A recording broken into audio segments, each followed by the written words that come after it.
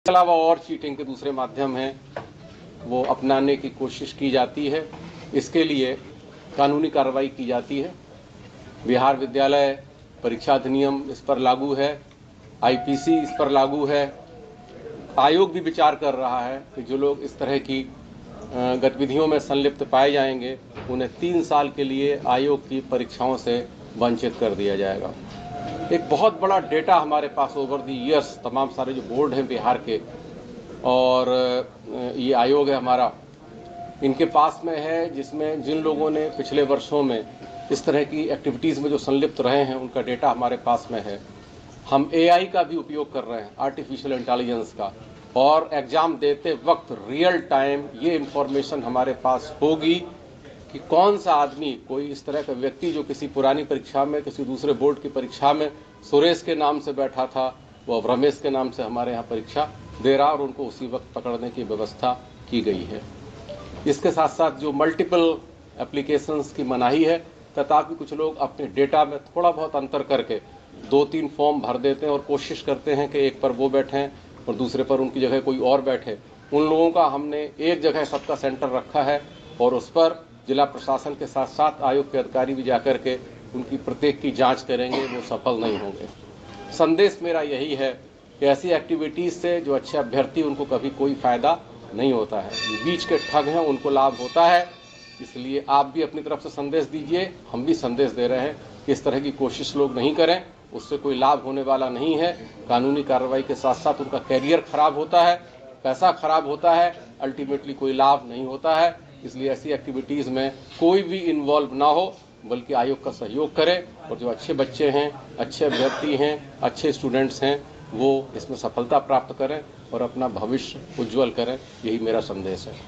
आयोग की Bihar police sub inspector की प्रतियोगिता परीक्षा प्रारंभिक परीक्षा है और पूरे बिहार यानी सभी 38 जिलों में उसके केंद्र हैं। केंद्रों की संख्या 613 है। तो इसके संबंध में तमाम मीडिया पर्सन्स के हमारे पास अलग अलग फ़ोन आ रहे थे, इसलिए मैंने सोचा सबको एक साथ बुला लूं और एक साथ ब्रीफ कर दूं, इसलिए आपको तकलीफ दी मैंने। तो उसमें मैं एक संदेश भी देना चाहता हूं और सूचना भी देना चाहता हूं।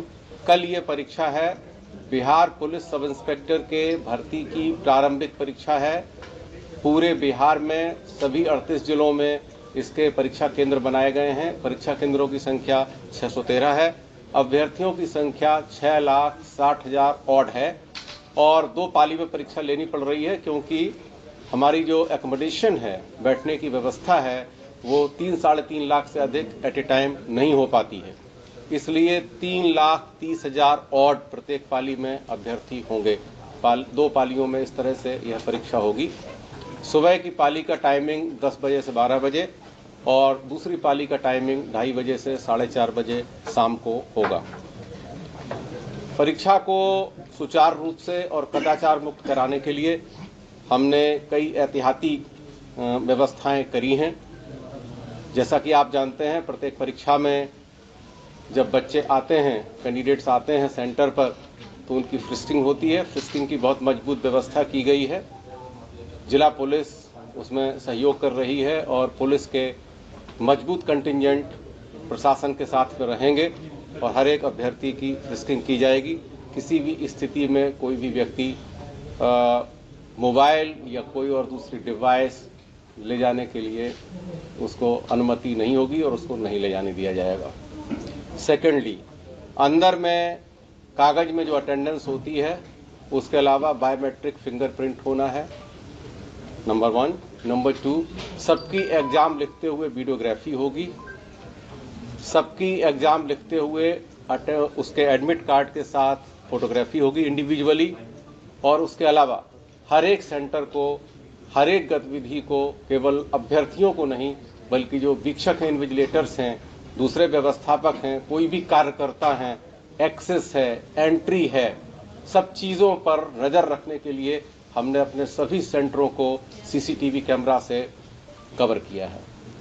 सीसीटीवी सभी सेंटरों पर लगाए गए हैं। करीब 16,500 सीसीटीवी कैमरा लगा हुआ है 613 सेंटर्स पर। और उसका ये जो आप देख रहे हैं मेरे दाहिनी तरफ, ये कमांड एंड कंट्रोल सेंटर यहाँ बनाया गया है। इससे हम किसी भी सेंटर को लाइव रियल टाइम उस वक्त देख सकते हैं। इसके अलावा एक कंट्रोल रूम और हमारे पास में छोटा सा है, जो अभ्यर्थियों के फोटोग्राफ होते हैं, फोटोग्राफ जिस वक्त लिए जा रहे हैं वो फोटोग्राफ भी हमारे पास आते रहते हैं। हमारे ऑफिसर्स की टीम बैठती है और ये देखते हैं कि फोटोग्राफी कॉलेज के अंदर यानी सेंटर के अंदर एग्जाम देते हुए ही हो रही है, ताकि किसी भी तरह का अनफेयर मीन्स कोई नहीं अपना सके। अभ्यर्थियों को अपने निजी सामान सेंटर के अंदर रखना अलाउड नहीं होगा। बाहर उसके लिए व्यवस्था, प्राइवेट व्यवस्था रहती है।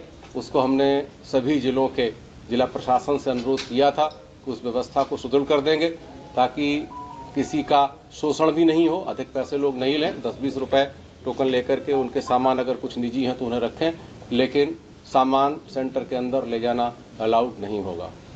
अपनी एक नियमावली है, हमारी भी एक नियमावली है। उस नियमावली के मुताबिक हम काम कर रहे हैं। ऐसी मांग अभी हमारे यहाँ बहुत सीरियसली किसी ने नहीं की है। करेंगे तो हमारा प्रस्ताव है कि हम उसको भी अडॉप्ट कर सकते हैं, लेकिन हमको इसके लिए अपनी नियमावली में गवर्नमेंट लेवल से संशोधन करवाना होगा। अभी नहीं मिलेगी, अभी जो नियम है उसी के अनुसार हम चलेंगे। हम तो यह भी विचार कर रहे हैं कि मैं एक प्रस्ताव शीघ्र ही 1-2 महीने में देने वाला हूं कि आयोग की परीक्षाएं ऑनलाइन हो जाएं, ये OMR का चक्कर ही खत्म हो जाए। हम ऑनलाइन परीक्षा की व्यवस्था भी करवाने के लिए सरकार को प्रस्ताव देने वाले हैं। आंसर की जारी करने की भी मांग करते हैं कि सवाल देखिए, क्वेश्चन आउट होना थोड़ा इनमें फर्क है, थोड़ा आप देखें इस चीज को। क्वेश्चन लीक होना, एग्जामिनेशन शुरू होने से पहले अगर पेपर आ जाता है तो वो लीक है।